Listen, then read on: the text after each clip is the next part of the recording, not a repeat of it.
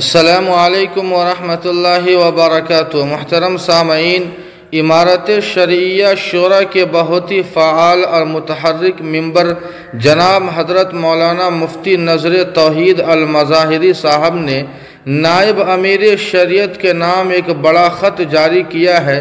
پورا خط آپ کی خدمت میں ہم پیش کر رہے ہیں، سماعت فرمائیں۔ بسم اللہ الرحمن الرحیم۔ محترم جناب مولانا محمد شمشاد رحمانی صاحب، نائب امیر شریعت بہار، اڑیسہ و جھارکھنڈ۔ السلام علیکم ورحمۃ اللہ وبرکاتہ۔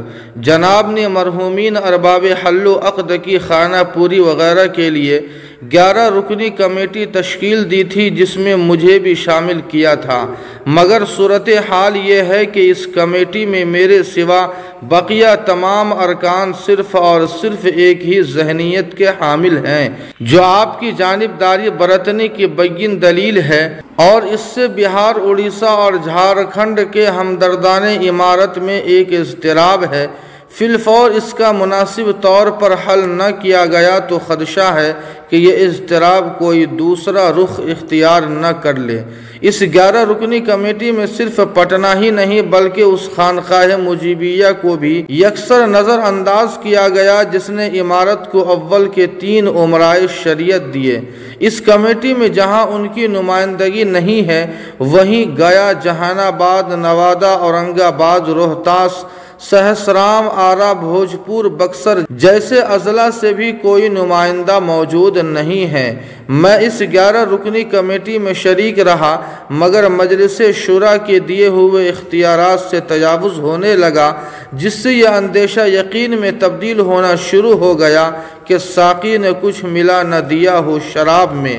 مسئلہ نمبر 1، مجلس شورا نے نائب امیر شریعت کی مدت کار میں توسیع کر دی ہے کہ تا انتخاب امیر شریعت نائب امیر شریعت کام کرتے رہیں، حالات ٹھیک ہونے پر انتخاب کروایا جائے، مگر آپ اور آپ کے آوان کو انتخاب کروانے کی بڑی عجلت ہے۔ نیز آپ لوگوں نے امارت شرعیہ کے روایتی طرز عمل سے انحراف کرتے ہوئے ووٹنگ سسٹم سے انتخاب کروانے کا ارادہ کیا ہے، جو عمارت کی زرعی تاریخ کے ماتھے پر ایک بدنما داغ ہے۔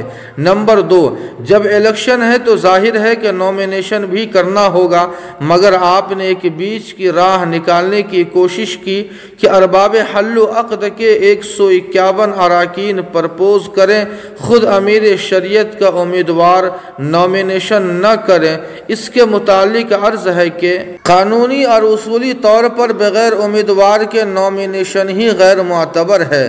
اسی سلسلے میں دوسری بات یہ ہے کہ 151 کی قید لگانا بھی بالکل غلط ہے، اور وہ اس لیے کہ بہار کے علاوہ امارت شرعیہ میں جو دیگر ریاستیں شامل ہیں، ان میں ارباب حل و عقد کے اراکین کی کل تعداد 151 بھی نہیں ہے۔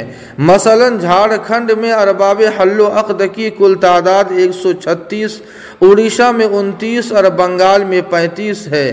چنانچہ آپ کی جانب سے ایسی شرط کے لگائے جانے کے پیچھے کی منشا صرف اور صرف ایک ایسے امیدوار کے لیے راستہ ہموار بلکہ راستہ صاف کرنا ہے جو دستور میں موجودہ اوصاف امیر کا بھی حامل نہیں ہے، لہٰذا یہ شرعاً، اخلاقاً و قانوناً شرعی طور پر درست نہ ہوگا۔ نمبر 3، جب الیکشن بذریعہ ووٹنگ ہوگا تو اس کے لیے قوانین و ضوابط بنانے ہوں گے، جس کا استحقاق صرف مجلس شورا کو ہے۔ ذیلی کمیٹیوں کو دستور وضع کرنے کا کوئی حق نہیں ہے۔ البتہ ذیلی کمیٹی مجلس شورا کے سامنے اپنی تجویز پیش کر سکتی ہے، اس کی منظوری کے بعد اس پر عمل درآمد ہوگا، لیکن آپ کی ذیلی کمیٹی نے ایسا نہیں کیا، جو بالکل غیر دستوری، غیر آئینی ہے۔ نمبر 4، جب الیکشن ہو رہا ہے تو الیکشن آفیسر کا مقرر ہونا نہایت ضروری ہے۔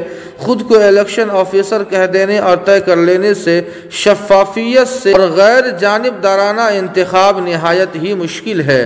چونکہ آپ کی جانبداری پہلے ہی بالکل واضح ہو چکی ہے اور عمارت شرعیہ میں غیر شرعی، غیر دستوری اور غیر اخلاقی مداخلتوں اور عمارت کی روح کے منافی دسیسہ کاریوں کو آپ کی پشت پناہی حاصل ہے، جس سے آئندہ پیدا ہونے والے مخدوش حالات کی ذمہ داری بھی آپ کے ہی سر ہوگی۔